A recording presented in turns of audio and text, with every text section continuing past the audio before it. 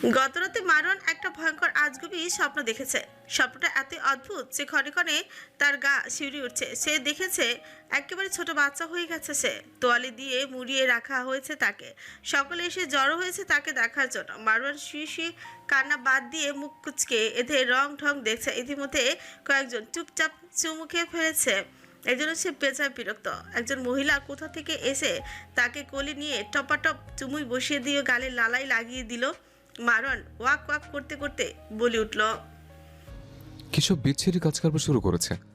মেয়ে মানুষ হবে লজ্জাপতি, এর মধ্যে দিয়ে কি হায়া লজ্জার ছিটে ফোটাও নেই। হুট করে একটা বেড়া ছেলেকে চুমুটুমু খাওয়া শুরু করেছে। ছে ছে, পৃথিবীতে এসে বিপদে পড়েছে। লোলচোল লাগিয়ে দেখদারের অবস্থা। দূর দূর। এই পর্যায়ে মারওয়ান ঘুমের মধ্যে বেশ অবাক হয়ে গিয়েছিল। একটা কয়েকদিনের বাচ্চা কথা বলছে কিভাবে।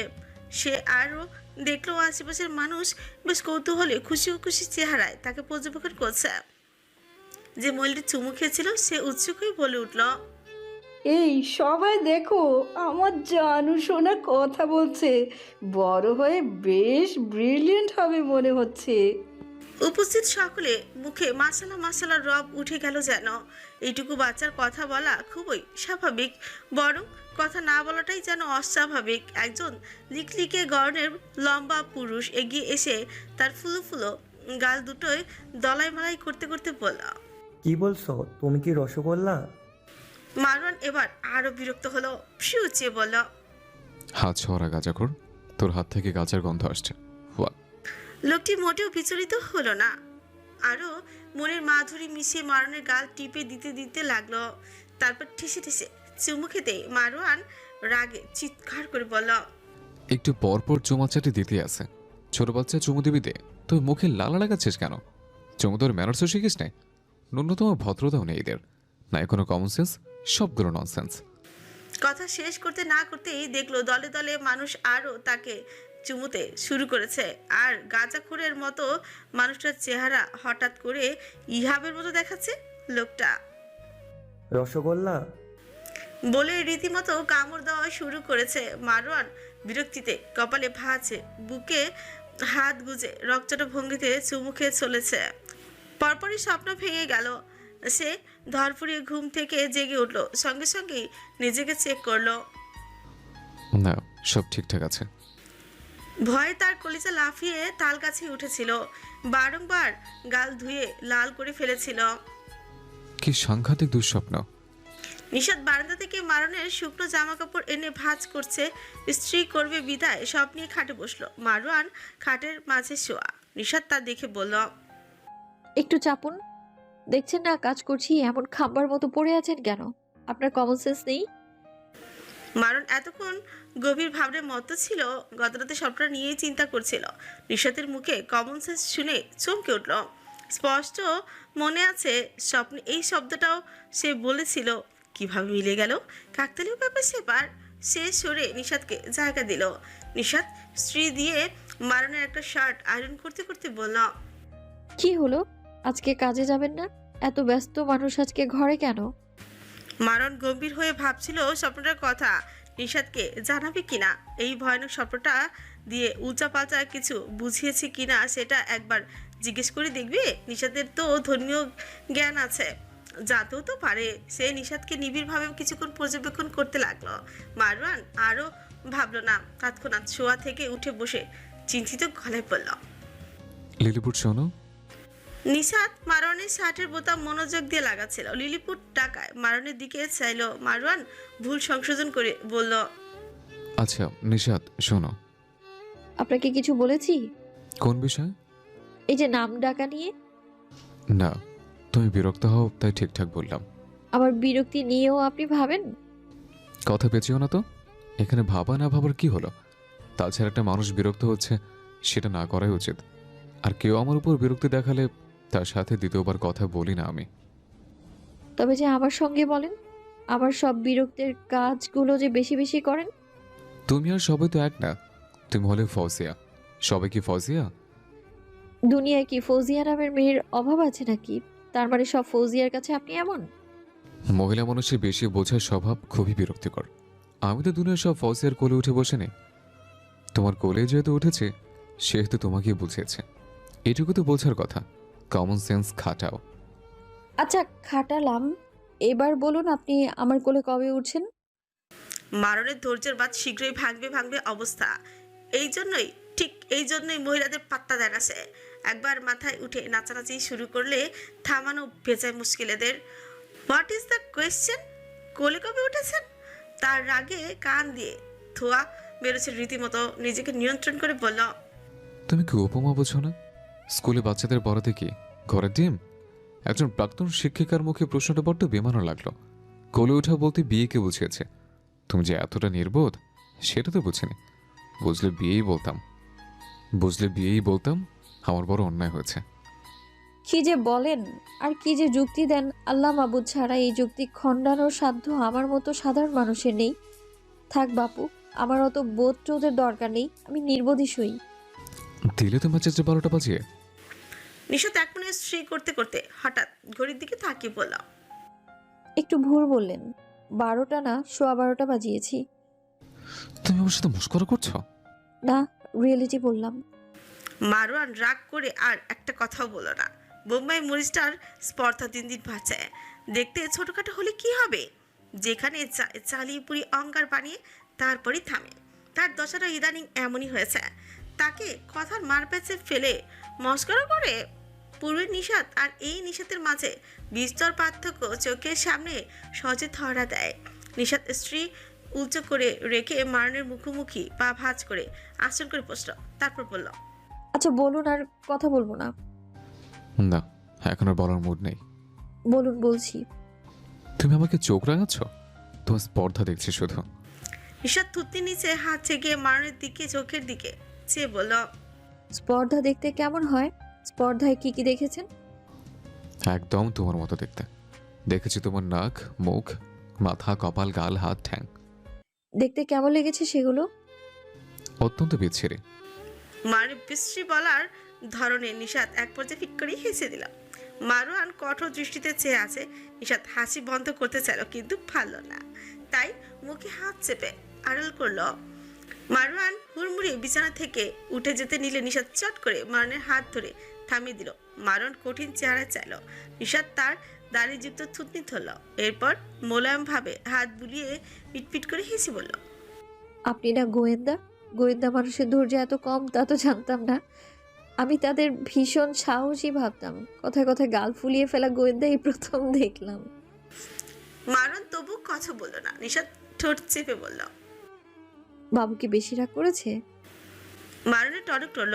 বাবু বলায় রাতে স্বপ্ন আবারও চোখের সামনে ভেসে উঠল। সে সবকিছু ভুলে পড়ল। শোনো নিষাদ, মজা টজা বাদ দিয়ে আমার কথা মনোযোগ দিয়ে শোনো। কাল রাতে আমি ভয়ানক একটা স্বপ্ন দেখলাম আমি একদম ছোট বাচ্চা হয়ে গেছে। আমাকে তোয়ালে দিয়ে মুড়িয়ে রাখা হয়েছে।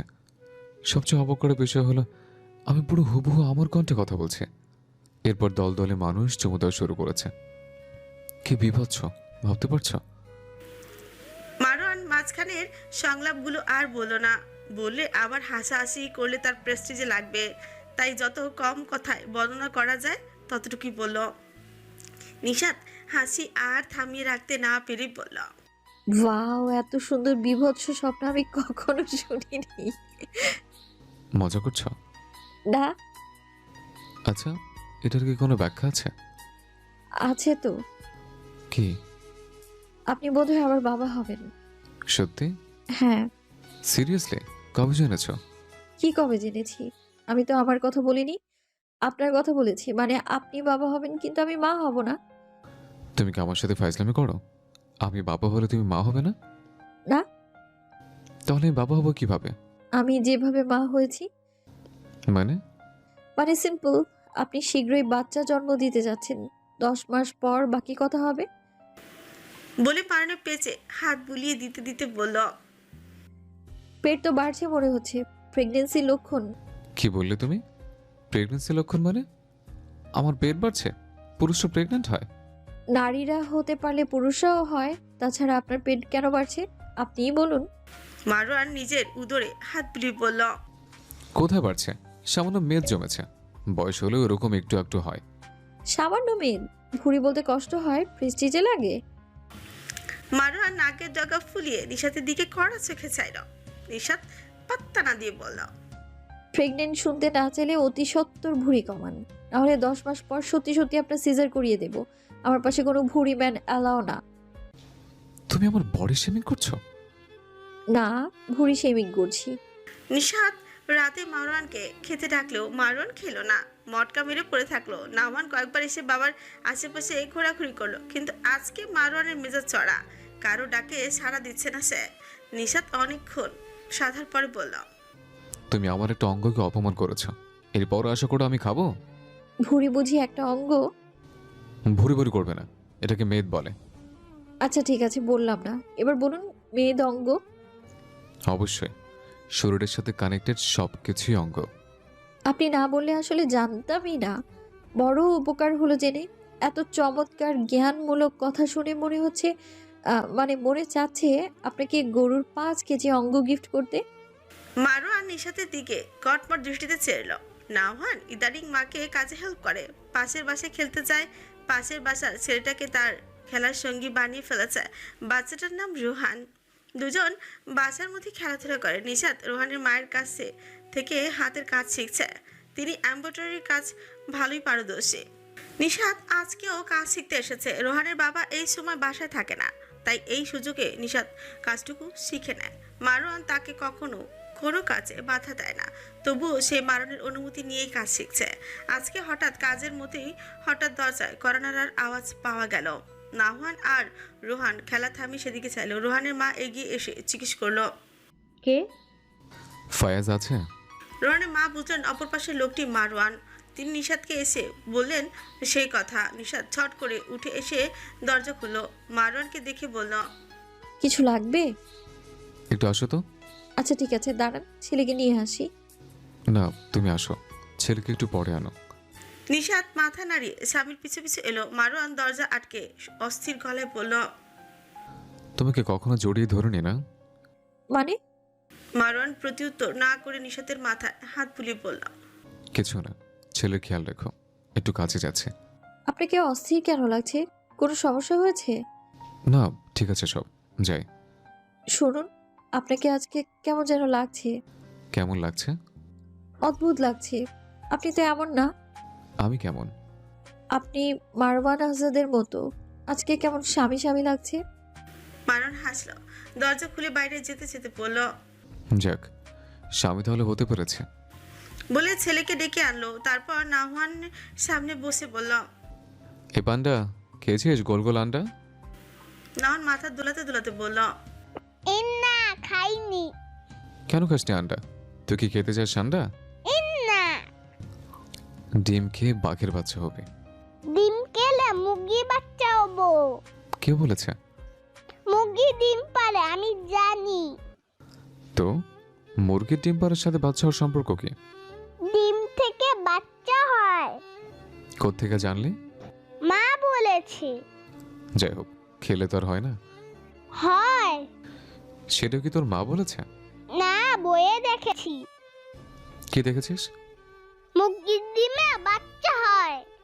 তোর কথাই ঠিক, বড় হলে মুরগির সাথে তোকে বিবাহ দেব। তারপর বাপ ছেলের আরো কিছু কথা চলল। পাশে এসে নাওহানের বিল্লু ছানা বসে বসে লেজ নাড়াতে লাগলো। সে ঘরের মনোযোগী শ্রোতা। বিল্লু ছানাটা বড় হয়ে গেছে, নাওহানের সাথে সাথে থাকে এখন। মারওয়ান ছেলেকে আদর করে দরজা খুলে সুজুতার ফিতা লাগালো। এরপর বিদায় জানিয়ে চলে যেতে নিলে নিশাত দরজা ধরে বলল, শুনুন, কখন আসবেন? মারওয়ান থমকে দাঁড়িয়ে বলল, কেন, কোনো দরকার? না, কখন আসবেন সেটাই জানতে চাচ্ছি। এই ভর দুপুরে যাচ্ছেন, আসবেন কখন? শীঘ্রই আসবো। একটু দাঁড়ান, দোয়া পড়ে দিই। মানার প্রেগন্যান্সির সময় ঘনিয়ে এসেছে। শরীর একদম ভেঙে পড়েছে, হাত পায়ে পানি এসেছে। ইহাব 3 দিন ধরে কল ধরছে না দেখে আজকে সকালে বড় ভাইকে কল দিয়ে সব জানিয়েছে। মারওয়ান চিন্তা করতে নিষেধ করেছে, কাজের ব্যস্ততার জন্য ফোন হয়তো বন্ধ। মানা ভাইয়ের কথায় মোটেও অসুস্থ হয়নি, হুহু করে শুধু কেঁদেছে। মারওয়ান বুঝিয়ে সুঝিয়ে কল কেটেছে। এই সময়টা বহু কষ্টে নামাজ আদায় করে মানহা। আজকেও ইশারায় নামাজ পড়তে বসতে না বসতেই পেটে হালকা ব্যথা শুরু হলো। ইহাবের টেনশনে এমনিতেই অস্থিরতা, তার উপর পেটে ব্যথা আরও কষ্টে কাহিল লাগছে। ডেলিভারি ডেট সামনে মাসে, আর অল্প কদিন বাকি। দোয়া দুরুদ কোরআন তালাওয়াত করে একটু শুয়েছে, এরই মধ্যে কল বেজে উঠল। সে ইহাব ভেবে তৎক্ষণাৎ কল রিসিভ করতে ওপাশ থেকে কে যেন বলে উঠল। কল কেটে যেতে মানহা চিৎকার করে বলল। কে কে আহত হয়েছে? মানহার চিৎকারে সকলে জড়ো হলো। মাহবুব আলম উৎকণ্ঠা নিয়ে জিজ্ঞেস করলেন। কে যেটি আহত হয়েছে মাত্র ফোন দিয়ে বলল, আমার মনে হচ্ছে উনি। আমি আমি মানহা অস্থির ভাবে নিঃশ্বাস নিতে নিতে বলল। মানহার কথা জড়িয়ে যাচ্ছে, চোখ বেয়ে পানি গড়িয়ে পড়ছে। মামুনা বেগম মেয়েকে ধরে আছেন। মাদি বোনের মাথায় ম্যাসাজ করতে লাগলো। সকলের চোখে মুখে দুশ্চিন্তার ছায়া। মাহবুব আলম সেই নাম্বারে আবারও কল দিলেন। আসমান আজ লাল শামিয়ানা টেনেছে। রক্তিম গধূলি কোলাহলপূর্ণ মৃদুবন্ধ বাতাসে মিশে গেছে। নিশাতের কাছে মনে হচ্ছে চারিপাশ অদ্ভুত নিস্তব্ধ, থম মেরে আছে। এমনটা মনে হয় যৌক্তিক কোনো কারণ নেই, তবে তার কেন এমন মনে হচ্ছে? আকাশটা এমন টকটকে রঙে সেজেছে কেন? মনে হচ্ছে রক্ত সব শুষে নিয়েছে অদূরের আকাশটা। মাগরিবের আজান পড়তেই অজু করে নামাজ আদায় করলো সে। নাহান এখন তার সঙ্গে নামাজ পড়ে সূরা ফাতিহা অর্ধেক পারে, ওইটুকু ঘুরিয়ে ফিরিয়ে পড়তে থাকে। নিশাতের ইচ্ছে ছেলেকে আরবি শিখাতে শিক্ষিত রাখবে। মারওয়ানকে বলে দেখতে হবে। নিশাত জানে লোকটা না করবে না। উপরে উপরে কঠিন হয়ে থাকলো, ভেতরটা একদম তুলোর মতো নরম। কদিন যাবৎ তার সাথে মোলামভাবে কথা বলছে। বিষয়টা নিশাতকে আনন্দ দিল, খটকা লেগেছে প্রচুর। হঠাৎ এমন আচরণের কারণ খুঁজে পায়নি সে। হয়তো বা সংসারে মনোযোগী হচ্ছে। নিশাত রাতে রান্না করার জন্য সবজি কাটতে বসলো। পেঁয়াজ কাটতে কাটতে হুট করে আঙুলের মাথাটা কেটে গেল। রক্ত টপটপ করে ফ্লোরে পড়তে লাগলো। নিশাত ব্যথায় মুখ কুচকে আঙুল চেপে ধরে আছে। নিশাতের আঙুল থেকে রক্ত পড়তে দেখে নাহান এগিয়ে এসে বলল। মা, রক্ত! নিশাত জবাব না দিয়ে রক্ত বন্ধ করতে চাইলো। যখন দেখলো রক্ত পড়া কোনোভাবেই থামছে না, তখন ছেলেকে বলল।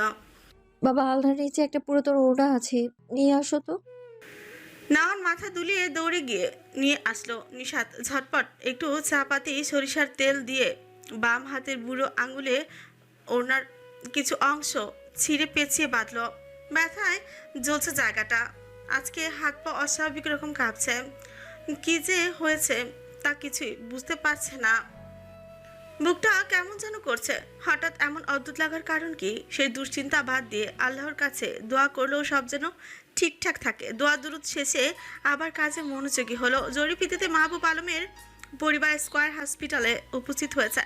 চাঁদপুর থেকে ঢাকায় আসতে 4 ঘন্টা লেগেছে। সেই বিকেল নাগাদ খবর পেয়েছিল। এখন বাজে রাত 9:30।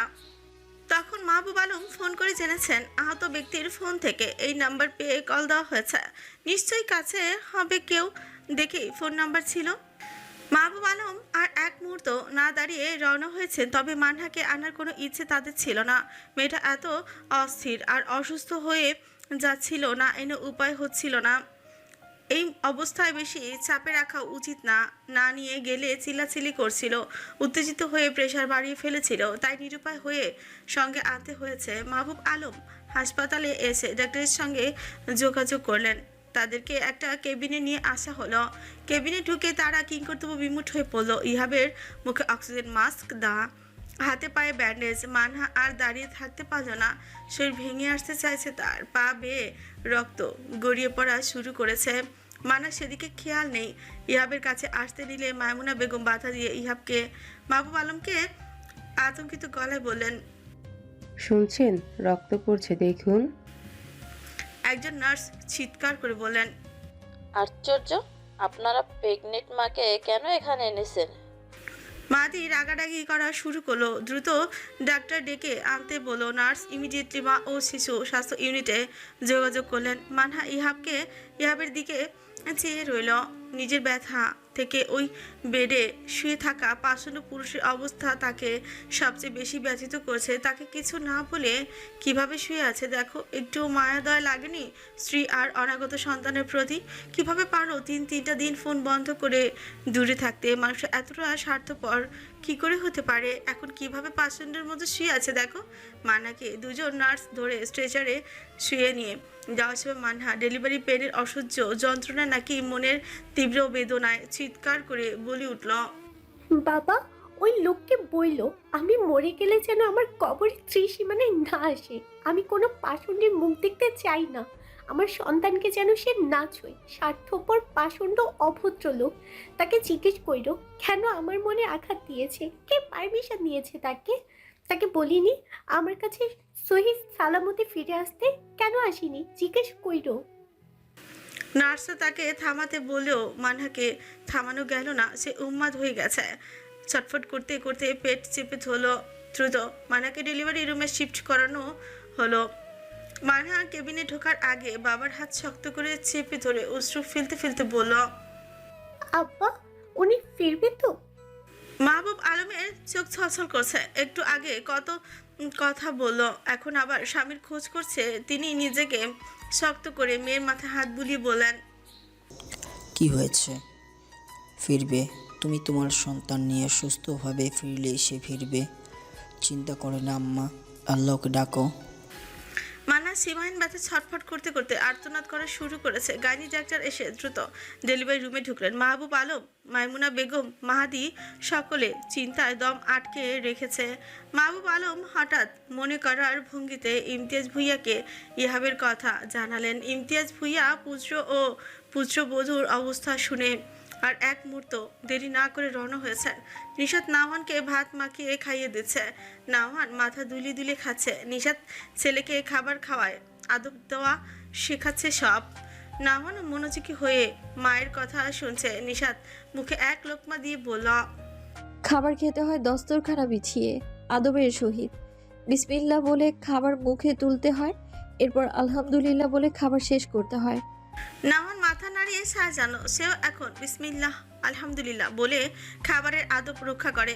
আজকে বাচ্চাটা প্রথমে খেতে চাচ্ছিল না মারণের সাথে খাবে বলে, কিন্তু রাত বেশি হবে বলে ছেলেকে আগে ভাগেই খাইয়ে দিচ্ছে নিশাত। সে মারণের পছন্দের গরুর গোশত কষা করেছে। লোকটা গরুর গোশত কষা খেতে চাচ্ছিল অনেক দিন থেকে। ছেলের মুখে লোকমা তুলে দেওয়ার সময় ফোন বেজে উঠল তার। নিশাত উঠে দেখলো মাহবুব আলম ফোন করেছেন। নিশাত ফোন রিসিভ করে সালাম দিতে দিতেই ও পাশে হতে মাহবুব আলম উদ্বিগ্ন গলায় বললেন, মা, আজাদ কি বাসায়? না তো আব্বা, কেন? ফোন দিচ্ছি, ধরছি না। বিকেলে ফোন দিলাম, বেজেছে ঠিকই, কিন্তু ধরেনি।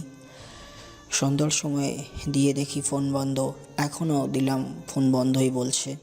নিশাত অবাক হলো। মারণ আগে ফোন বন্ধ রাখলেও ইদানিং রাখে না। ফোন দিলেই পাওয়া যায়, তাহলে ফোন বন্ধ বলছে কেন? সে বলল, আচ্ছা আব্বা, আমি ফোন দিয়ে দেখি, টেনশন করবেন না। শোন, আমরা ঢাকায়, জামাই অ্যাক্সিডেন্ট করেছে, এই জন্য এসেছি। আবার মানহার পেইনও শুরু হয়েছে। একটু আগে ডেলিভারি রুমে নেওয়া হয়েছে ওকে। কি বলেন? আমাদের জানানি কেন? সেটাই তো জানতে চাচ্ছিলাম। আজাদ ফোন ধরে না তো। আমি দেখছি আব্বা। নিশাত কল কেটে দ্রুত মারণের নাম্বারে কল দিল। ওপাশ থেকে শরীরের গলায় কেউ একজন বলল, আপনার নাম্বারটি এই মুহূর্তে সংযোগ দেওয়া সম্ভব হচ্ছে না, অনুগ্রহ করে আবার চেষ্টা করুন। নিশাত ফোন কেটে আবারও ডায়াল করলো। একই রেজাল্ট। তার বেশ চিন্তা হচ্ছে। ঘড়ি কাটা 10টা বেজে 40 মিনিটে, প্রায় 11টার পথে ঘড়ি কাটা। এখনও লোকটা বাসায় আসছে না, আবার ফোনও বন্ধ বলছে। তার কেমন যেন অস্থির লাগছে। চিন্তিত হয়ে ছেলেকে ভাত খাইয়ে আবারও ফোনে ট্রাই করলো, কিন্তু ফলাফল শূন্যই। কি করবে বুঝতে না পেরে আবার জানামাজে বিছাতে লাগলো। এশার নামাজ আগেই পড়েছে। এখন আল্লাহর কাছে 2 রাকাত নফল নামাজ পড়ে দোয়া করবে মানহা, ইহাব আর মারওয়ানের জন্য। কারো যেন খারাপ সংবাদ শুনতে না হয়, প্রত্যেকেই যেন সহি সালামতে থাকে। ওদিকে ঠিক রাত 11টার সময় ধরনীর বুকে আগমন ঘটল চেয়ারম্যান বাড়ির উত্তরসূরির। আকাশ পাতাল কাঁপিয়ে জানান দিল তার আগমন ঘটেছে। সদ্য জন্মানো শিশুটি জানতেও পারল না তার পিতা মাতা উভয়ই জীবন মৃত্যুর সন্ধিক্ষণে প্রহর গুনছে। মানহার অতিরিক্ত ব্লিডিংয়ের কারণে জরুরি ভিত্তিতে আইসিইউতে ভর্তি করা হয়েছে। ইমতিয়াজ ভুঁইয়া পুত্রবধূকে আইসিইউতে ভর্তি করতে নির্দেশ দিয়েছে। টাকা পয়সা নিয়ে চিন্তা না করলেও চলবে। তিনি ছেলে ও ছেলের বউয়ের হাসপাতালে ভর্তির সমস্ত খরচা সহ যাবতীয় সব কিছু বহন করছেন। মায়ের কিছু জটিলতার জন্য সন্তানকেও এনআইসিইউতে শিফট করেছেন গাইনি ডাক্তার। শিশুটিকেও এক্সট্রা কেয়ারে রাখার নির্দেশ দেওয়া হয়েছে। যেহেতু ডেলিভারি ডেটের আগে বাচ্চা পৃথিবীতে ভূমিষ্ঠ হয়ে গেছে, তাই কিছু এক্সট্রা কেয়ারে বেবিকে রাখার নির্দেশনা দেওয়া হয়েছে। বাচ্চার শ্বাস প্রশ্বাস নিতে কিছুটা সমস্যা হচ্ছে। একজন নার্স এসে জানালেন পুত্র সন্তান হওয়ার সুসংবাদ। ইমতিয়াজ ভুঁইয়া, উর্মি ভুঁইয়া, মাহবুব আলম, মাইমুনা বেগম, মাহাদি সকলে একযোগে আলহামদুলিল্লাহ পড়লেন। নার্স এও বললেন, বাচ্চাকে 2 দিন অবজারভেশনে রাখার জন্য আইসিইউতে রাখা হয়েছে। মাহবুব আলম উদ্বিগ্ন গলায় মেয়ের কথা জানতে চাইতে নার্স জানালো, মায়ের কন্ডিশন ভালো না, অতিরিক্ত রক্তক্ষরণ, প্রস্তাবপারস্থান, হেমোগ্লোবিন পিএইচ এর কারণে তাকে আইসিইউতে নেওয়া হয়েছে। প্রার্থনা করতে বলে সেও চলে গেল। মাইমুনা বেগম কান্নায় ভেঙে পড়লেন। মাহাদি মাকে আগলে নিল। বোনটার জন্য বুকটা তার ছিঁড়ে যাচ্ছে। ভগ্নিপতি উভয়ের অবস্থায় শোচনীয়। দিনটা 7ই আগস্ট 2023, অর্থাৎ 2 ভাদ্র 1430 বঙ্গাব্দ। দীর্ঘ 9.5 মাসের তীব্র অপেক্ষার পর ইহাব ভুঁইয়া ও মানহা আফরিন দম্পতির কোল আলো করে ছোট্ট ভুঁইয়ার আগমন ঘটল। কেউ তার আগমনে খুশি হতে পারল না। সন্তানের আগমনের প্রহর গোনা সেই হতভাগ্য পিতা মাতা তাকে একবারও ছুঁয়েও দেখতে পারল না। নিশাত আজকে অনেকক্ষণ মোনাজাতে করলো কোনো খারাপ সংবাদ যেন না আসে, এই জন্য আল্লাহ তাআলার কাছে কায়মনো বাক্য ফরিয়াদ জানালো। মোনাজাত শেষ হতে না হতেই ফোন বেজে উঠল। ফোন ধরতেই মাহবুব আলম মানহার পুত্র সন্তানের সংবাদ জানালেন, কিন্তু মানহার অবস্থা শোচনীয় জানালেন নিশাত। কোনো দিন মাহবুব আলমকে এতটা ভেঙে পড়তে দেখেনি। মেয়ে ও মেয়ে জামাইয়ের এই অবস্থায় তিনি বেশ ভেঙে পড়েছেন। কণ্ঠনালী কাঁপছে তার। নিশাতের কান্না এসে গেল। আজকের দিনটা কেমন যেন শোকের লাগছে তার কাছে। চারপাশটা থেকে শুধু খারাপ সংবাদই আসছে। তার উপর মারওয়ান ফোন ধরছে না। কতগুলো টেনশন। নিশাত অস্থির হয়ে আছে। ফোন রাখতে না রাখতে দরজায় হঠাৎ কড়া নাড়ার শব্দ হলো। নিশাত মারওয়ান ভেবে তড়িঘড়ি করে দরজা খুলতে পিপ হলে চোখ রাখতে মুখ চুপসে গেল তার। অচেনা দুজন লোক দাঁড়িয়ে আবার দরজায় কড়া নাড়ার শব্দ হতেই নিশাত পুরো দস্তর খিমারে আবৃত হয়ে জিজ্ঞেস করল, কে? জি, এটা সাইফার সাহেবের বাসা না? আপনি কে? আমি সাইফার সাহেবের কলিগ এজেন্ট নেওয়াজ সাবির, আর আমার সাথে আছেন এজেন্ট জিনান আধাম। দয়া করে দরজাটা একটু খুলুন। উনি তো বাসায় নেই। জি, আমরা তার বিষয়ে কথা বলার জন্য এসেছি। নিশাত দুরু দুরু বুকে খিমার দিয়ে মুখ ঢেকে দরজা খুলতে দুজন লোক দরজা আটকে দিল। নিশাত যথাসম্ভব দূরে দাঁড়িয়ে রইল। বেশ ভয় করছে তার। এই 12টার সময় এরা এখানে এসেছে কেন? দুজনের মধ্যেই একজন বলল, ম্যাম, আপনি ভয় পাবেন না, প্লিজ রিল্যাক্স থাকুন। আমি নওয়াজ। সাইফার সাহেবকে কিছু লোক ধরে নিয়ে গেছেন। যতদূর আমরা খবর পেয়েছি তারা স্বরাষ্ট্রমন্ত্রীর লোক। কি বলছেন এসব? তাকে কেন ধরে নিয়ে গেছে? শেয়ার মুনতাদির সাহেব উভয় অনেকদিন ধরে সেই মন্ত্রীর গোপন তথ্য জোগাড় করেছিল। সেদিন ওই মন্ত্রীর সকল অনৈতিকতা সংবাদপত্রে ছাপানো হলে সাইফার এবং মুনতাজির সাহেবকে তারা টার্গেট করে। আমাদের ধারণা মুনতাজির সাহেবকে অ্যাক্সিডেন্ট করানোর পেছনেই সেই মন্ত্রীর হাত আছে। সাইফার সাহেবকে আজকে অফিসে সিভিল ড্রেসে এসে ইমার্জেন্সির কথা বলে তুলে নিয়ে যায়। তাকে এত সহজে তারা ছাড়বে না। বারংবার সরকার পক্ষ থেকে নিষেধ করার পরেও সাইফার সাহেব সীমা লঙ্ঘন করে তাদেরকে পাগলা কুকুর বানিয়ে দিয়েছে। নিজের প্রাণের ঝুঁকি নিয়ে জনগণের পক্ষে ছিল আজরাক সাইফার। সরকারের লোক হয়েও তার স্পর্ধায় ওপর মহল ক্ষিপ্ত ছিল। এতদিন ধরে এই দিনটার অপেক্ষায় তারা করছিল। নিশাত আর দাঁড়িয়ে থাকতে পারলো না। দাঁড়ো থেকে বসে গেল। মুখ দিয়ে কোনো টু শব্দ বের হচ্ছে না তার। কথায় আছে, অল্প চোখে কাতর তো অধিক চোখে পাথর। নিশাতের দশাও ঠিক তাই হয়েছে। জিনান এ পর্যায়ে মুখ খুলল, প্লিজ ম্যাম শান্ত হন, আমরা দেখছি। দরজায় আবারও কড়া নাড়ার শব্দে জিনান গেট খুলে দিতেই দুজন মহিলা প্রবেশ করলো। একজন ইনাবা আর একজন ইরা। নিশাতকে এভাবে বসে থাকতে দেখে দুজন দ্রুত এসে তাকে ধরল। জিনান বলল, ইরা, রুবানা ম্যামকে দেখো। তারা মাথা নাড়াতে জিনান এবং নেওয়াজ দ্রুত বেরিয়ে গেল। নিশাত একটা পাথরের মূর্তির মতো স্তব্ধ হয়ে বসে আছে। আশেপাশের কোনো শব্দ তার শ্রবণেন্দ্রিয়ে ঢুকছে না। বুকের পাঁজর ছিটকে বেরিয়ে আসতে চাইছে। তবে কি সেদিনের স্বপ্ন সত্যি হওয়ার পথে? ইস্তেখারা সত্য হওয়ার দিন এসে পড়েছে। আচমকা নিশাত বাঁধনহারা কান্নে ভেঙে পড়ল। ইরা তো তার এমন দশা দেখেই কেঁদে দিল। ইনাবা যতই শক্ত থাকতে চাইছে, পারছে না। শুধুমাত্র প্রফেশনের জন্য নিজেকে শক্ত রাখছে।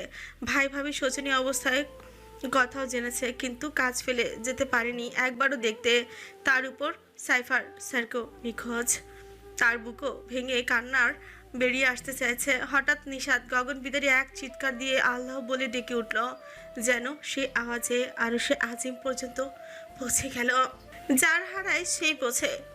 প্রবাদটা নিশাতের সাথে পুরোপুরি যায়। ইরা তার মাথায় তালুতে পানি দিয়ে ম্যাসাজ করছে। ইনাবা হাত জ্বলে দিচ্ছে। নিশাত উদ্ভ্রান্তের মতো নাসির উদ্দিনকে ফোন দিয়ে মারওয়ানকে ধরে নিয়ে যাওয়ার কথা জানিয়েছে। তিনি শুনে তৎক্ষণাৎ রওনা দিয়েছে। নিশাতের মুখ থেকে কোনো শব্দ বের হচ্ছে না। সে একেবারে ঠান্ডা হয়ে জমে আছে মনে হয়। হুট করে উঠে অজু করে জায়নামাজে দাঁড়িয়ে এমনভাবে কান্নায় শুরু করলো যেন কোনো জিনিস হারিয়ে গেলে বাচ্চা যেভাবে কান্না করে ঠিক সেভাবে। কান্নার তোড়ে সূরা পড়তে পারছে না সে। নামাজ শেষে সিজদায় গিয়ে হু হু করে কাঁদতে কাঁদতে বলল, ও আমার আল্লাহ, আপনি আমাকে স্বামীহারা করবেন না, আমার সন্তানকে পিতার আদর থেকে বঞ্চিত করবেন না। দয়া করে ওকে ইতিমার আমায় বিধবা করবেন না। আমার সন্তানের পিতাকে সহি সালামতে ফিরিয়ে দিন। আল্লাহ, ওই মানুষটা এখনো সঠিক দিনের বুঝ পায়নি। তাকে আপনি অবাধ্য বান্দা হিসেবে মৃত্যু দিয়েন না।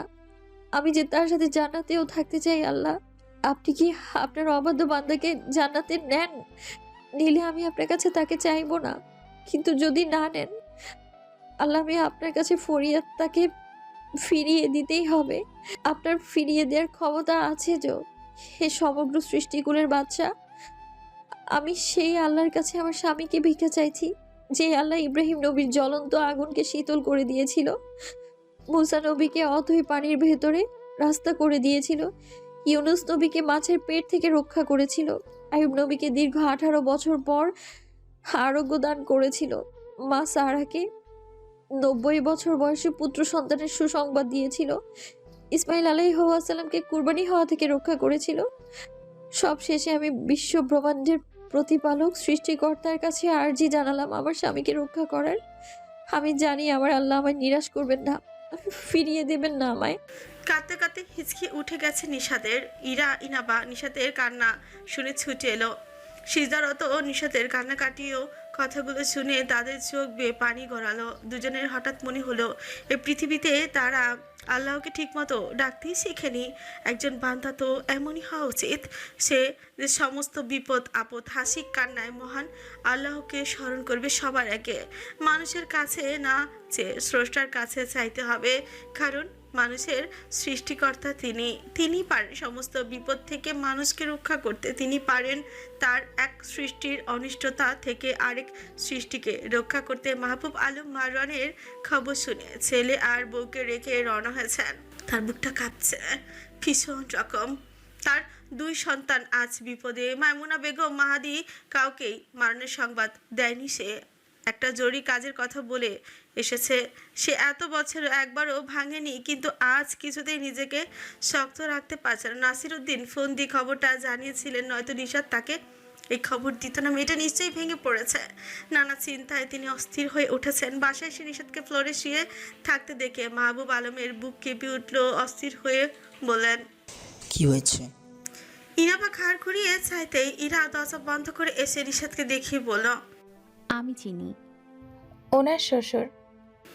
মানহার ননদকে দেখতে পেতেই মাহবুব আলম বললেন, তোমাকে নাকি হোস্টেলে থেকে এত রাতে ছাড়বে না, তাহলে এখানে কিভাবে? ইনাবা কিছু লুকোচুরি না করে বলল, আঙ্কেল আমি একজন সিক্রেট এজেন্ট। মাহবুব আলম কোনো প্রতিক্রিয়া জানালেন না। ইরাকে দেখিয়ে বলেন, সেও না, সে একজন গোয়েন্দার ওয়াইফ। মাহবুব আলম আর কিছুই জিজ্ঞেস করলেন না। নিশাতের কাছে এগিয়ে গিয়ে ফ্লোরে বসলেন। মাথায় হাত বুলিয়ে দিতে নিশাত ঝরঝর করে আবারও কেঁদে দিল। মাহবুব আলম নিজে আর শক্ত থাকতে পারলেন না। সারাদিন এত চাপ কষ্টে চোখের পানি ছেড়ে দিয়ে বললেন, আমাকে বলিসনি কেন? আপনাকে আর কত প্রেশার দিব আব্বা? এমনিতেই মানহা ওর হাজবেন্ড সবার জন্য চিন্তায় শেষ, আবার আরেকটা টেনশন কি করে দিই আপনাকে? আমার সব সন্তান আজ বিপদে, কাকে ছেড়ে কার কাছে যাই বলতো? আল্লাহ আমাকে একই পরীক্ষায় ফেলেছেন। আমি কিভাবে আমার সন্তানদের বিপদ চোখের সামনে দেখি বলো? কাঁদবেন না আব্বা। কার জন্যে কাঁদবেন? ওই পাষাণের জন্যে যে বাবা মা ভাই স্ত্রী সন্তান কাউকে নিয়ে ভাবে না, তাকে নিয়ে সবসময় যেটা মনে চেয়েছে সেটাই করেছে। আগে কাজ করতো না, বাপের টাকায় চলতো, এখন কাজ করে নিজের জান দিয়ে। শান্তি কখনো দিয়েছে আমাদের? কখনো কি আমাদের জন্য ভেবেছে সে? মাহবুব আলম এ পর্যায়ে আরো জোরে কেঁদে উঠলেন। এই কথা বলিস না রে মা, আল্লাহ নারাজ হবেন। ও আমার টাকায় কোনোদিনও চলতো না। এই সংসারের খরচ হওয়া 1 টাকাও আমার ছিল না। সব ছিল তার নিজের জমানো সম্বল, নিজের হাতে পরিশ্রম করে ইনকাম করা টাকা। নিশাত হতবাক হয়ে মাহবুব আলমের দিকে তাকালো। মুখের শব্দ হারিয়ে গেছে তার। মাহবুব আলম চোখের পানি ফেলতে ফেলতে বললেন, ছোটবেলা থেকেই ও ছিল অন্যরকম স্বভাবের মানুষ। যা করবে সে ওই কাজটা করবে না, ঘুরিয়ে পেঁচিয়ে অন্যভাবে করবে। ও সব সময় নিজস্ব থিওরিতে চলতো। যেদিন প্রথম আমাকে ওর শিক্ষক দ্বারা অপমানিত হতে হয়, সেদিনই ওর ভিতরের আগুন আমি দেখেছিলাম। অন্যান্য মানুষ যেখানে এই বয়সে হাত খরচার জন্য টিউশনি করাতো, সেখানে সে বেছে নিয়েছিল ব্যবসাকে। এই যে আমার চালের আর দেখছিস না, এটাও কিন্তু হাজাতের হাতে গড়া। একজন শিক্ষকের ছেলে হয়ে ওর সব পাগলামো কর্মকাণ্ডে সকলের বিরক্ত হতো। ওই সময় নিজের উদ্যোগে আমাদের জমি থেকে ধান ভেঙে চালের ব্যবসা শুরু করে। সে ব্যবসা রমারম চলছিল। এরপর যখন পড়াশোনায় ব্যস্ত হয়ে গেল, আমার হাতে সেসব ন্যস্ত করে সে আবার অন্য কাজে ধরলো। যেমন ইলেকট্রনিক দোকান, পার্ট টাইম মেকানিকের কাজ করত। ওর নাকি এইসব কাজ ভালো লাগতো। এসব যত ইনকাম ও করেছে ছোটোবেলা থেকে সব আমার কাছে জমা রেখেছে। মাহবুব আলম একটু থেমে আবারও বলতে শুরু করলেন, গোয়েন্দা হওয়ার পর যে কয় টাকা ইনকাম করতো সব আমার কাছে পাঠিয়ে দিত। কিছু টাকা নিজের খরচের জন্য রেখে সব আমাদের দিয়ে দিত। আমার কাছে আজাদের অনেক টাকা জমা আছে। সেসবের হিসেবের কষতে বসলে আমি হিসেব করে উঠতে পারবো না। সবসময় গর্ব করে বলিস না আমার শ্বশুরের টাকায় সংসার চলেছে, পুরোটাই মিথ্যা। বর্তমানে তোর শ্বশুরের ইনকামের পথ তোর স্বামীর হাতে গড়া। তোদের সংসারের সমস্ত খরচের টাকা তোর স্বামীর কষ্টের উপার্জন, আমার নয়। আজাদ নিষেধ করেছিল এইসব তোকে বলতে। ওর যখন চাকরি ছিল না, প্রচুর হীনমন্যতায় ভুগত। ফোন দেয়া বন্ধ করে দিয়েছিল আমাদের। মাঝে মধ্যে আমাকে ফোন দিয়ে দীর্ঘশ্বাস ফেলতো। ছেলের এই চাপা কষ্ট আমাকে ঘুমাতে দিত না। তাই স্বামীকে কখনো ছোট করবি না। ও আসলে তোদের কখনো বুঝতেই পারে না যে তোদের জন্য ওর চিন্তা হয়। আসলে আমার আচারটা এমনই, তেরা প্রকৃতির। ওকে সবাই সবসময় ভুল বুঝে। তুই অন্তত ওর প্রতি রাগিস না মা। নিশাত আর নিজেকে সামলাতে পারল না। কি অমানসিক কষ্ট সে তার হচ্ছে, একমাত্র আল্লাহ ছাড়া আর কেউ কাউকে বোঝানো সম্ভব না। মারওয়ান আজাদ কিছু করুক আর না করুক, তার কাছে ওই লোকটা সবসময় শান্তির। মুখে যতই যাই বলুক, ওই লোকটাকে ছাড়া থাকতে পারবে না। সে হুড়মুড় করে উঠে নিজের রুমে গেল। নাওয়ান বিছানায় গভীর ঘুমে মগ্ন। নিশাত পাগলের মতো কি যেন খুঁজতে লাগলো। আলমারি খুলে তন্ন তন্ন করে খুঁজে সেই কাঙ্ক্ষিত ডায়েরিটি পেল, যেটায় মারওয়ানি প্রায় কিছু লিখতে দেখতো। সেই ডায়েরি উল্টাতেই প্রথম পৃষ্ঠায় দেখলো মারুনের লেখা। ডায়েরি লেখার ফায়দা কি আসলে? ইহাবটা হাতে ডায়েরি ধরিয়ে বলল, মন খারাপ হলে যেন ডায়েরি লিখি। কিন্তু আমার তো কখনো মন খারাপ হয় না। মন খারাপ আসলে কি? নিজের মনের মতো কিছু না হলে যে খারাপটা লাগে, সেটাকে কি মন খারাপ বলে? তাহলে আমার মন খারাপের লিস্ট অনেক বড়। জীবনে আমার মনের মতো কিছুই হয়নি। মন যেটা চেয়েছে সেটা সবসময় উল্টো হতো। এর জন্য আমি মনের অনুসারে নই, মস্তিষ্কের অনুসারী। আমার মস্তিষ্ক যেটা বলে সেটা আমি নির্দ্বিধায় করি। মনের ধার আমি ধারি না। একে পাত্তা দেওয়ার কোনো মানেই নেই। ইউজলেস জিনিস। নিশাত আজাদ নামের উপর বড় দরদ দিয়ে হাত বুলালো। তার বুক ভেঙে কান্না আসছে। পরে পৃষ্ঠাগুলোতে কিচ্ছু নেই। অনেকগুলো পৃষ্ঠার পর আবার লেখা পেল। ফজিয়া নিশাত, লিলিপুট। ইনি আমার স্ত্রী। সাইজ লিলিপুটের মতো। বছর 4-5 আগে তার সঙ্গে আমি বিবাহ বন্ধনে আবদ্ধ হই। হুট করেই বিয়ে। বাবা চাচারা বগল দাপা করে বিয়ের পিড়িতে বসিয়ে দিলেন। আমার আর না করার উপায় আছে? বাসর রাতে দেখিয়ে ছোট করে সাইজের একটা মেয়ে বসে আছে। ভেবেছিলাম 5-এ পড়ে বোধ হয়। মুহূর্তে মেজাজ গিয়েছিল চড়াও হয়ে। বাপ চাচারা আমাকে এটুকু মেয়ে ধরিয়ে দিয়েছে। পর অবশ্যই জেনেছি সে অনার্স 2য় বর্ষের ছাত্রী। গায়ের রং আমার চেয়ে অনুজ্জ্বল, দেখতে ভীষণ মায়াবী। ছোট করে বলেছিলাম বলে নিজেকে নিজেই বেটে বলেছিল। উত্তরটা আমার মোটেও পছন্দ হয়নি। এখন লিলিপুট ডেকে সেটা শোধ নেই। আরও বলবে নিজেকে বেটে? কেমন লাগে লিলিপুট শুনতে? কালো বেটে এসব আমার কাছে ফ্যাক্ট নয়। আল্লাহ সৃষ্টির সবাই সুন্দর। কি অদ্ভুত! 6 বছর আগেও জানতাম না সে আমার অর্ধাঙ্গিনী হবে। অর্ধাঙ্গিনী মানে অর্ধেক অঙ্গ। কিন্তু এই লজিক লিলিপুট আর আমার ক্ষেত্রে খাটে না। আমার দেহাঙ্গ লম্বা আর তারটা খাটো। প্রশ্ন হলো, দুজনের অঙ্গ মিক্সড হবে কি করে? তাহলে কি আমার এক পাশের অঙ্গ লম্বা আর এক পাশের খাটো? ধরে লজিকের গোষ্ঠী গেলাই। নিশাত একটু পরেই ছুট প্রসারিত করলো, আবার পড়া শুরু করলো। তাকে যদি জিজ্ঞেস করা হয় মারো নাচের সম্পর্কে বলো, আমি শিওর সে এক বাক্যে বলবে আমি তাকে এখনো চিনতে পারিনি। ঘাওড়া, ভাদেম্মা, বিরিখুর বাদে তার যে একটা বড় যে আছে সেটা আমি ভাবতে পারি না। যাই হোক, এই নারীর ধৈর্য মাশাল্লাহ। আমার মতো চিজের সংসার যে করতে পেরেছে, করছে, সে সাধারণ কেউ না। প্রায় রাতে ঘুমিয়ে গেলে আমি সিগারেট খেতে উঠি আর এই ধৈর্যশীল মহিষী নারীকে তাকিয়ে তাকিয়ে দেখি। কিসের আশায় যে সে এ সংসার করে গেছে সেটা বিরাট এক প্রশ্ন। নিশাত ডায়েরিটা বুকে চেপে ধরলো। তার চোখের পানিতে পৃষ্ঠা ভিজে একাকার। আবার আরেক পৃষ্ঠা উল্টালো। আজকে সিগারেট খেয়ে মনির ভুলে তার গালে হাত বুলিয়ে দিয়েছিলাম। শুকে দেখি সিগারেটের গন্ধ আসছে। মনটা জিব্বায় কামড় দিয়ে ভেবেছে লিলিপুট উঠে আজকে তুলকালাম কাণ্ড না ঘটিয়ে ফেলবে। তক্তা টক্তা বানিয়ে ফেলতে পারে। সিগারেটের ধোঁয়ায় যে সহ্য করতে পারে না, সে নিজের গালে সেই ঘ্রাণ পেলে আমায় কি আস্ত রাখবে? রেগে ফায়ার হয়ে যাবে। যদিও রাখলে তাকে সুন্দর দেখায়। আমার কাছে তার সবচেয়ে পছন্দের রূপ হলো রাগী রূপ। রেগে যখন চিল্লাচিল্লি করে দেখতে ভালোই লাগে। তবে আজকে রাগানো যাবে না। বেশি রাগারাগি করলে মাথার দাঁড় ছিঁড়ে যেতে পারে। এমনিতেও অর্ধচিরা, তাড়াহুড়ো করে গাল পানি দিয়ে ধুয়ে দিয়েছে। কয়েকবার নড়েচড়ে উঠেছিল, তাই গামছার ছোঁয়ায়নি। এখন উঠে না গেলেই হয়। পানি দেখলে আবার আরেক তেলেসমাতি।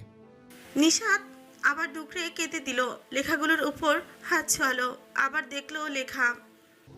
ফজিয়া নিশাত অর্থ কি? ঘেটে টেটে দেখলাম ফজিয়া অর্থ বিজয়ী, সফল। আর নিশাত অর্থ আনন্দ। আর নিশাত অর্থ আনন্দ, প্রাণ চাঞ্চল। মেয়েটা আমার সংসার করে বিজয়ী হতে পেরেছে বলে মনে হয় না। কোনো আনন্দও পায়নি। দিন দিন চাঞ্চল্য হারিয়ে ফেলছে। না, এটা ভারী অন্যায় হয়েছে। মেয়েটাকে একটু আনন্দ দেওয়া উচিত। এটুকু পরে নিশাত বুঝলো লোকটা কেন ইদানিং তার সাথে মজা করতো। চুপচাপ হয়ে গিয়েছিল। তার কথায় শাহজানাত রাগারাগি কঠোরতা কমিয়ে দিয়েছিল। নিশাতের মন চাচ্ছে এই লোকটার বুকের মধ্যে লুকিয়ে যেতে, কিন্তু সেই এখন হারিয়ে গেছে। এতদিন চোখের সামনে দেখেও পাত্তা দিত না, আর এখন পাত্তা দেওয়ার জন্য মনটা ছটফট করছে তার, কিন্তু ছুতে পারছে না। এই কি নিয়তি! ডায়েরির মাঝখানের পৃষ্ঠায় কোনো লেখা নেই, শেষের দিকে লেখা ফয়াজ নাহওয়ান। তিনি আমার আন্টা। শুদ্ধভাবে বললে আমার সন্তান, পটলের বাচ্চা, কবুতরের ছাও, পান্ডা। ফজিয়া নিশাত আর আমার অংশ, আমার ফায়াজ। ফায়াজ নামটা ওর মায়ের সঙ্গে মিলিয়ে রেখেছিলাম। ফজিয়া, ফায়াজ। বাবা চেয়েছিলেন আমার নামের সঙ্গে মিলিয়ে কোনো নাম রাখতে, কিন্তু দীর্ঘ 10টা মাস যে সন্তানকে গর্ভে রাখলো, কষ্ট করলো, সে সন্তানের নাম আমার সাথে মিলিয়ে রাখাটা আমার পছন্দ হয়নি। তাই বাবার সাথে রাগারাগি করে ফায়াজ রাখি। এ নামে ডাকতেই আমি বেশি স্বাচ্ছন্দ্য বোধ করি। ফায়াজকে ডাকলেই কেন যেন ফৌজিয়ার একটা ভাইব পাই। নিশাত ডায়েরি যত পড়ছে তত যেন মারওয়ানকে চিনতে পারছে। আগে যেটুকু জেনেছে সবটুকুই যেন ভ্রম। মারওয়ান আজাদকে এত বছর সংসার করেও সে চিনতে পারেনি। কোথাও ভালোবাসার কথা লেখা নেই, কিন্তু ডায়েরি পড়ে মনে হচ্ছে লোকটা তাকে অসম্ভব ভালোবাসে। কোনোদিন প্রকাশ করেনি, হয়তোবা তার প্রকাশের ধরনই এমন। সে কেন তা বুঝতে পারেনি। কোনো দিন কেন ফাইয়াজের নামের রহস্য উদ্ঘাটনই করেনি, টুকটো টুকটো লুকায়িত যত্নগুলোর পরোয়া করেনি, হিসাবও করেনি। টপ টপ করে গাল বেয়ে অশ্রু পড়ছে তার। মনে মনে বললাম, আল্লাহ শুধু একবার ফিরিয়ে দাও। সারা দেশ তোলপাড়, উত্তাল সোশ্যাল মিডিয়া। ঘন্টা খানেক আগের অডিও রেকর্ড ও সাইফারের ছবি ছড়িয়ে পড়েছে পুরো মিডিয়াতে। ফেসবুক, ইনস্টাগ্রাম মুহূর্তেই মাঝে ছড়িয়ে পড়েছে সিক্রেট এজেন্ট আজরাক সাইফারের ছবি। সাইফারের ফিরিয়ে দেওয়ার দাবিতে ঝড় উঠে গেছে নেট পাড়ায়। সত্য পথে থাকলে তাকে কেন গুম? সাইফারকে সুস্থভাবে ফিরিয়ে না দিলে সরকারের জবাবদিহি করতে হবে এবং স্বরাষ্ট্রমন্ত্রীর পদত্যাগ করতে হবে। এই শিরোনামে ফেসবুক এখন সরব হয়ে উঠেছে। সকলে সাইফারকে সহি সালামতে ফিরিয়ে দেওয়ার হ্যাশট্যাগ জারি করেছে। কয়েকদিন আগে স্বরাষ্ট্রমন্ত্রীর অনৈতিকতা প্রকাশ পাওয়ায় এমনিতেই জনগণের বেশ ক্ষোভ ছিল। স্বৈরাচারের বিপক্ষে মুখ খুলতে গেলেই সবাইকে গুম করে ফেলা এই সরকারের অন্যতম বৈশিষ্ট্য। এর জন্য অনেক চিল্লাচিল্লি করলেও কেউ স্বরাষ্ট্রমন্ত্রীর পদত্যাগের দাবি জানাতে পারেনি। কিন্তু আজ কিছুতেই ছেড়ে দেবে না জনগণ। তাই যে নিজেই জীবন ঝুঁকিতে রেখে সেই অনৈতিকতা প্রকাশ করেছে তাকে তুলে নিয়ে গিয়ে গুম করার প্রয়াসে প্রচণ্ড ক্ষিপ্ত জনতা। যে রেকর্ডটি এখন ভাইরাল হয়েছে সেটি মূলত নেওয়াজ সাবিরের ভয়েস ছিল। সে জিনান আদহাম এবং মারফ জেইন এটি করে দ্রুত পদক্ষেপ নিয়েছে, নাহলে সাইফারকে মেরে ফেলতে পারে। এখন সাইফারের ছবি এবং রেকর্ড প্রকাশ করায় স্বরাষ্ট্রমন্ত্রী কিছুটা হলেও দমবে। তাকে মেরে ফেলার স্পর্ধা করবে না। সাইফারকে মেরে ফেললে এখন ফেঁসে যাবে সেই রেকর্ডটি হলো। আসসালামু আলাইকুম। আমি নিজের নাম পরিচয় প্রকাশে অনিচ্ছুক। আজারাক সাইফার নামের একজন গোয়েন্দাকে কিছুক্ষণ আগে স্বরাষ্ট্রমন্ত্রীর অনৈতিকতা প্রকাশের জন্য অফিস থেকে তুলে নিয়ে যাওয়া হয়েছে।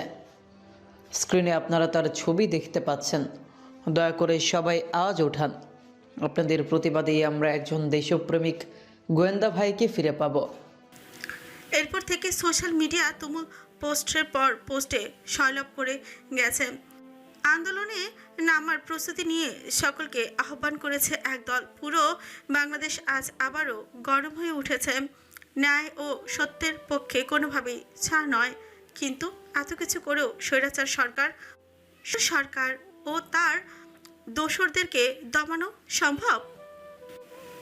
তীব্র ছাঁচালো এক গন্ধ নাসারন্ধে বাড়ি খেলেও ঘ্রাণটা খারাপ না। স্যাভলন, ডেটল কিংবা অ্যালকোহল মিশ্রিত একটা ঘ্রাণ। সাধারণ মানুষের জন্য একটু অদ্ভুত লাগলেও রোগীদের জন্য ঠিকঠাক ঠান্ডা ঠান্ডা ছাঁচালো গন্ধ। মনিটরে পিপ পিপ শব্দ হচ্ছে। স্ক্রিনে সবুজ রেখা ওঠানামা করছে। সামনে তাকাতেই উঁচু বেটে নজর এলো। সাহিত্য মানুষটির দিকে তাকিয়ে ইমতিয়াজ ভুইয়া চোখ বেয়ে পানি গড়াতে লাগলো। একমাত্র আদরের পুত্রের এহেন করুণ দশায় বুকটা ফেটে যাচ্ছে তার। পিতৃত্ব বুঝি একেই বলে, না হলে রাত 1টা বাজে কোন পিতা নিষেধাজ্ঞা অমান্য করে আইসিইউর রুমে এসে পুত্রকে দেখতে চায়? ইমতিয়াজ ভুইয়া এগিয়ে এসে ছেলের পাশে বসলেন। নার্স নিষেধ করলো পাশে বসতে, চেয়ারে বসতে নির্দেশ দিল। ইমতিয়াজ ভুইয়া চেয়ারে বসে ছেলের পানি চাইল। মাথা, হাত, পায়ে ব্যান্ডেজ, হাতের সঙ্গে ক্যানুলা সংযুক্ত, মুখে অক্সিজেন মাস্ক পরিহিত। তিনি সহ্য করতে পারছেন না। উর্মি ভুইয়া আইসিইউতে রুমে ঢুকতে চেয়েছেন, তিনি আনেননি। ছেলেকে দেখে মরা কান্না জুড়ে দিত। একটু আগে কেবিন থেকে আইসিইউতে শিফট করেছে ইহাবকে। অবস্থার নাকি অবনতি হচ্ছে, দোয়া ছাড়া উপায় নেই। ইমতিয়াজ ভুইয়া ছেলের দিকে চেয়ে শব্দহীন এক নাগারে অশ্রু ছড়াতে লাগলেন। অন্যদিকে মানহার অবস্থাও শোচনীয়। অতিরিক্ত রক্তক্ষরণের শখ, ঝিমুনি এবং শ্বাসকষ্ট একসাথে হওয়ায় তাকেও দ্রুত আইসিইউতে ভর্তি করানো হয়েছে। ইতিমধ্যে 2 ব্যাগ রক্ত দেওয়া হয়েছে, আরও কয়েক ব্যাগ ইমিডিয়েটলি প্রয়োজন। ইমতিয়াজ ভুইয়া সবকিছুর ব্যবস্থা করছেন। যত কিছু লাগুক, তার পুত্র এবং পুত্র বধূকে বাঁচানোর দায়িত্ব হাসপাতাল কর্তৃপক্ষের। ডাক্তারদের থেকে নিরাশামূলক ও হতাশাজনক কোনো কিছু কথা শুনতে চায় না সে। মাহাদি মসজিদে নামাজ পড়তে গিয়েছিল। বোন ও বোন জামাইয়ের জীবন আল্লাহর কাছে ভিক্ষা চেয়েছে সে। আল্লাহ নিশ্চয়ই নিরাশ করবেন না। ওইটুকু দুধের শিশুকে পিতামাতার আদর স্নেহ ভালোবাসা থেকে বঞ্চিত করবেন না। তার বুক ভেঙে কান্না আসছে। শুধুমাত্র পুরুষ দেখে আজ মামুনা বেগম, উর্মি ভুইয়া ওনাদের মতো কাঁদতে পারছে না। একই হাসপাতাল আইসিইউ ইউনিটে 3টি ভিন্ন কেবিনে পিতা, মাতা এবং পুত্র ভর্তি আছে। সেখানে সন্তান অবজারভেশনে থাকলেও অবজারভেশনে থাকলেও পিতা মাতা ও উভয়ের অবস্থা সংকটাপন্ন। কি আছে তাদের ভবিষ্যতে? একমাত্র কাঙ্ক্ষিত সন্তানের কাছে তারা ফিরতে পারবে নাকি রবের যাকে সারাদিন তাদের এত আয়োজন? মাহবুব আলম মসজিদে গেছেন, ইরা ইনাবা উভয়ে পাথরের মতো বসে রয়েছে। নিশাত সেই যে পাশের রুমে গিয়েছে আর বেরোয়নি, তারাও তাকে আর ডিস্টার্ব করতে যায়নি। মাহবুব আলম নিষেধ করে দিয়েছেন কিছুক্ষণ তাকে একা থেকে নিজেকে হালকা করুক। নিশাত শুয়ে শুয়ে ডায়েরির প্রতিটি পৃষ্ঠা পরখ করে চলেছে, কোথাও কোনো লেখা বাদ পড়ে গেল না তো। আবার লোকটার ডায়েরি লেখা কেমন এলোমেলো করে লিখেছে, কিছু লেখা সামনের পৃষ্ঠায় তো আবার কিছু শেষের পৃষ্ঠায়, যেন নিতান্ত অনিচ্ছায় এইসব লিখেছে সে। নিশাত পৃষ্ঠা উল্টাতে উল্টাতে হঠাৎ খেয়াল করলো কিছু লেখা। সে মনোযোগ দিয়ে পড়তে লাগলো। মাহবুব আলম এবং মাইমুনা বেগম, তারা আমার শ্রদ্ধেয় জন্মদাতা এবং জন্মদাত্রী। আমার মতে বিশেষ এক চিজের জনক ও জননী। মাঝে মধ্যে ভাবি আমি তো ফাইজের মতো ছিলাম, লিংটু মিংটু ঘুরে বেড়াতাম, আর আমার মা জননী আমার পেছন পেছন ছুটে ভাত খাওয়াতেন। তার আমি করলে মায়েরও দিতেন, বাবা এসে মার খাওয়া থেকে বাঁচাতেন। কি অদ্ভুতভাবে বড় হয়ে যাওয়ার পর আব্বা আম্মা আমাকে আর ঘাটতেন না বেশি। ছেলে বড় হয়েছে, এত বড় একটা ছেলেকে কি আর শাসন বাড়ানো রাখা যায়? তাদের বয়স হয়েছে, শরীরের শক্তি কমে যাচ্ছে। আমার মতো শক্ত সামর্থ্যবান পুরুষের সাথে ওনারা কি আর পারবেন? এজন্য বোধহয় বাংলাদেশের সব পিতা মাতায় ছেলে মেয়ের বয়স হয়ে গেলে ঠান্ডা হয়ে যান। আচ্ছা, সন্তানরা বড় হয়ে গেলে পিতামাতারা বুড়ো হয়ে যায় কেন? তাদেরকে চোখের সামনে জোয়ান থেকে বুড়িয়ে যেতে দেখতে মোটেও ভালো লাগে না। নিশাতের চোখ আবারও ছলছল করতে শুরু করেছে। সে পৃষ্ঠা উল্টালো। আব্বা আম্মার সাথে বহু বছর ফোনে কথা বলিনি, বিশেষ করে আমার আম্মা জানের সাথে। ইচ্ছে করে বলতাম না। এত নরম মনে একজন নারী কথা বলা শুরু করলেই কেঁদে কেটে অস্থির হয়ে যেত। বাড়িতে যাওয়ার জন্য বারবার বলতাম, এমন দরদি মায়ের কথা ফেলা যায়? এজন্য ফোন বন্ধ করে রাখতাম। জানি কাজটা নিতান্তই খারাপ, তবু জন্মদাত্রীর কথা অমান্য করা তো আর হতো না। নিশাত লেখাগুলোর উপরে হাত বুলালো। কতটা মায়া মিশিয়ে বাবা মাকে নিয়ে লিখেছে লোকটা। সে আরো কতগুলো পৃষ্ঠা উল্টে পেল কিছু লেখা। কিছু ভাবনা মাঝে মধ্যে মস্তিষ্কে ঘোরাফেরা করে। এই যেমন আমার পিতামাতার প্রতি আমার অবহেলা, উদাসীনতা। আমি শুনেছি পৃথিবীতে বাবা মায়ের সঙ্গে সন্তান যেমন ব্যবহার করে, নিজের সন্তানও নাকি ঠিক তেমন ব্যবহারই তাদের সাথে করে। এখানে কজ অ্যান্ড ইফেক্টের একটা প্রভাব লক্ষ্য করা যায়। যেমন করবে ঠিক তেমনই পাবে। প্রশ্ন হলো, আমি তো আমার আব্বা আম্মার সাথে তেমন ভালো ব্যবহার করিনি, মানে খারাপ ব্যবহার করিনি, কিন্তু ফোন দিয়ে তাদের খোঁজখবর নিতাম না, এড়িয়ে চলতাম। এরকম কিংবা তার চেয়েও খারাপ ব্যবহার কি ফায়েজ আমার সঙ্গে করবে? নিশাত এই পর্যায়ে আবার ডুকরে কেঁদে উঠলো। লেখাগুলোর উপরে হাত ছুঁয়ে বলতে লাগলো, মারওয়ান আজাদের ফাইয়াজ কখনো তার পিতার সাথে এমন ব্যবহার করবে না। ফাইয়াজ তার পিতাকে অসম্ভব ভালোবাসবে, শ্রদ্ধা করবে। চোখের অশ্রুতে পৃষ্ঠা ভিজে একাকার। নিশাতের খেয়াল নেই তাতে। সে নিজেকে সামনে আবারও পৃষ্ঠা উল্টাতে লাগলো। কি সুন্দর হাতের লেখা। নিশাত শুধু ছুঁয়ে চলেছে, আবারও লেখা পেল। আমি জানি কর্মক্ষেত্রে আমার জীবনটা রিস্কে থাকে, কিন্তু কিছু করার নেই। দেশের মানুষের সুবিধার জন্য আমার মতো সৎ নিষ্ঠাবান আইনের লোকদের নিজেদের সুবিধা ত্যাগ করতে হয়। অবশ্য আমাদের দেশে বেশিরভাগ আইনের সেক্টরে দালাল, সুবিধাবাদী, ঘুষখোর, দুর্নীতিবাজ দিয়ে ভরা। নামেই শুধু আইনশৃঙ্খলা বাহিনী, কর্মের সাক্ষাৎ পিশাচ বাহিনী। এক কথায় সরকারের পা চাটা। এই দেশ এবং দেশের মানুষ কবে যে একটু হাসবে, ভালো থাকবে জানি না। প্রতিদিন কত অফার পাই ন্যায়ের পথ থেকে সরে আসার জন্য, কিন্তু আমার বিবেক ও মস্তিষ্ক আমাকে দেয় না তা করতে।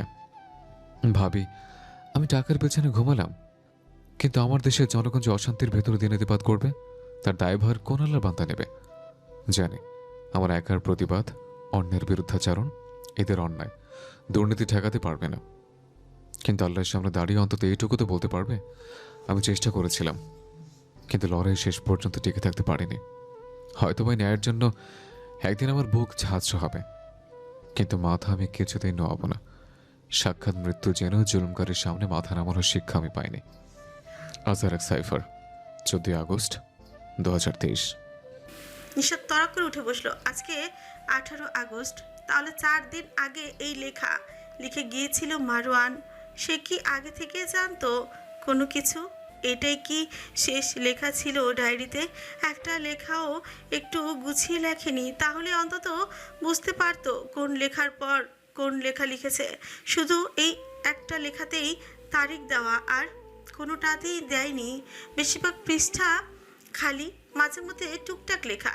নিশাত পৃষ্ঠা উল্টিয়ে দেখতে লাগলো কোথাও কোনো লেখা পড়তে বাদ পড়েছে নাকি। বেশ মোটা একটা ডায়েরি, পৃষ্ঠা সব দেখতেও সময় লাগবে প্রচুর। সে পূর্ণাঙ্গ মনোযোগের সহিত দেখেই চলেছে। উল্টাতে উল্টাতে হঠাৎ কিছু লেখা পেল। আমি কখনো বিয়ে করতে চাইনি, কারণ যে পেশায় আছি একদিন হুট করে মৃত্যু হতে পারে। এখন অনিষ্ট জীবনে কাউকে জড়িয়ে তার জীবনটা নষ্ট করার মানে হয় না। আল্লাহর পরিকল্পনা হয়তো বা ভিন্ন ছিল। নিশাতের সঙ্গে আমার যখন বিয়ে হয় আমি তখন সাসপেন্ড ছিলাম। কখনো আবার গোয়েন্দা সংস্থায় যোগ হতে পারবো কিনা সেটা অনিশ্চিত ছিল। এর জন্য বিয়েতে বড় গলায় না করতে পারিনি। চাচু জানতেন আমি যদি আবারও চাকরিতে ঢুকি আর কোনো দিন বিয়ের পিড়িতে বসবো না। এজন্য ধরে বেঁধে পরিকল্পনা করে তারা ফৌজিয়া নিশাত নামক ধৈর্যশীল রমণীকে আমার ঘাড়ে উঠিয়ে দিয়েছেন। বিয়ের পরপরে যখন কর্মক্ষেত্রে সাসপেন্ড উঠে যাবে শুনেছিলাম, নিশাতের সঙ্গে খারাপ ব্যবহার করতে চাইতাম, শুয়ে বসে খেতাম, কাজ করতাম না। খুব করে চাইতাম মেয়েটা অতিষ্ঠ হয়ে আমার সংসার ত্যাগ করুক। আমার সাথে থাকলেও কোনোদিন সুখী হতে পারবে না। কিন্তু আল্লাহর এই বান্দি ধৈর্যের বাঁধ ভেঙে গড়ু গড়ো হয়ে যাওয়ার পরেও আমার মতো ভব ঘুরে 13 লোকের সংসার ত্যাগ করেনি। আমার কাছ থেকে ভালোবাসা, আদর, যত্ন কিচ্ছু পায়নি, তবু আমাকে ছেড়ে যায়নি। প্রায় জিজ্ঞেস করতে ইচ্ছে করে, ফৌজিয়া আমার মতো খারাপ একটা লোককে এমন শক্ত গাঢ় ছেড়ে বাঁধলে কেন? নিশাত মুখ চেপে কেঁদে দিল। আজাদ নামের উপর হাত ছোঁয়াতে ছোঁয়াতে ফুপিয়ে ফুপিয়ে বলল, কারণ আপনি যে মারওয়ান আজাদ, আমার একমাত্র তেরা বর। আপনাকে বাঁধবো না তো কাকে বাঁধবো? আপনি যে আমার ইহকাল পরকালের সঙ্গী। নিশাত বলতে বলতে আরও কয়েকটা পৃষ্ঠা উল্টালো। আর কোনো লেখা নেই। শেষে পৃষ্ঠায় কয়েকটা আগেই পড়া হয়েছে। একটা পৃষ্ঠায় লেখা, রেটিং সন্তান হিসেবে 0, খুবই বাজে।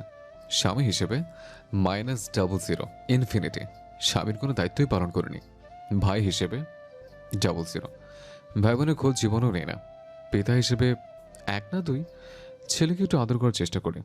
গোয়েন্দা হিসেবে 5, এটা একটু ডেডিকেটেড হয়ে কাজ করি। ফলাফল আমি একজন মানুষ হিসেবে ব্যর্থ। নিশাত চোখের পানি মুছে নিচে কিছু লিখলো। ঘুম ভেঙে যেতে নাওয়ান পাশ হাতড়ালো, উঠে বসে চোখ কুচলে আশেপাশে দেখলো। ফুপিয়ে উঠে বলল, বাবা কোথায়? নিশাত এগিয়ে এসে ছেলেকে আগলে নিয়ে বলল, বাবা বাইরে একটু কাজে গেছে, আপনি ঘুমান আব্বা। এখনো বাইরে? আমার জন্য চকলেট আনতে বলিও। আনবে, ঘুমান। আমি ঘুমাই গেলে বাবাকে ঝুলিয়ে ধরতে বলিও। বলবো। নাওয়ান মাকে জড়িয়ে ধরে বলল, এভাবে ধরতে বলিও। আচ্ছা। বাবা আজকে এত দেরি করে কেন? আমি ঘুমাই গেলে ঝুলিয়ে ধরতে হবে। দেখো সব সময় দেরি করে। নিশাতের উষ্ঠ কেঁপে কেঁপে উঠছে, নিজেকে ভীষণ শক্ত রেখে বলল, আপনি ঘুমান, এলে আমি বলে দিব আপনাকে শক্ত করে জড়িয়ে ধরতে। আচ্ছা ঘুমাই। নিশাত প্রতিউত্তর করলো না। ছেলের পিঠে হাত ওঠানামা করতে লাগলো। নাওয়ান কিছুক্ষণ ঘুমের ভান ধরে মায়ের কোলে পড়ে রইল। খানিকক্ষণ পর উসখুস করতে করতে মায়ের মুখ ধরে বলল, মা শোনো, বাবাকে সবসময় দোষ দেই দেখে বাবা বোধহয় রাগ করেছে। এরপর থেকে আর দোষ দেব না। জলদি চলে আসতে বলো। এবার নিশাত একটু কড়া গলায় বলল, এত কথা বলছেন কেন? ঘুমান। নাওয়ান চোখ ছলছল চোখে উঠে বলল, বাবা ছাড়া ঘুম আসে না। নিশাত ছেলেকে চাপড়ে ধরে কোলের মধ্যে নিয়ে চোখের পানি ফেলতে লাগলো। ঘুম পাড়াতে চেষ্টা করলো। কিছুক্ষণ পর খেয়াল করলো নাওয়ান ফোপাতে ফোপাতে ঘুমিয়ে পড়েছে। নিশাত ঘুমন্ত ছেলের মুখের দিকে তাকে মারুন আজাদকে খুঁজতে চাইলো। লোকটা নিজের সবচেয়ে বড় আমানত তার কাছে রেখে পালিয়ে গেছে। নাসিরউদ্দিন এসে পৌঁছেছেন ভোর 5টার দিকে। রাবিয়া খাতুন, রাজিয়া সবাইকে নিয়েই এসেছেন। এত রাতে বাস পেতে কষ্ট হয়েছে, তাই ভেঙে ভেঙে এসেছেন। নিশাত বাবাকে দেখে কেঁদে উঠে শক্ত করে জড়িয়ে ধরল। নাসিরউদ্দিন মেয়ের মাথায় হাত বুলিয়ে বললেন, টাউটটাকে তো এখনো শাস্তি দেননি, নিষাদ কথা বলল না, শুধু কেঁদেই যাচ্ছে। আশেপাশের কোনো কথা কর্ণকুহরে প্রবেশ করছে না। মেয়ের কান্নায় রাবেয়া খাতুনও কেঁদেই দিলেন। ইরা, ইনাবা, নাজিয়া সকলেই একপাশে দাঁড়ানো। এত কষ্ট তারা দেখতে পাচ্ছে না। নাসিরউদ্দিন বললেন, কখন নিয়ে গিয়েছে? জানি না। নাসিরউদ্দিন মেয়েকে থামালেন না।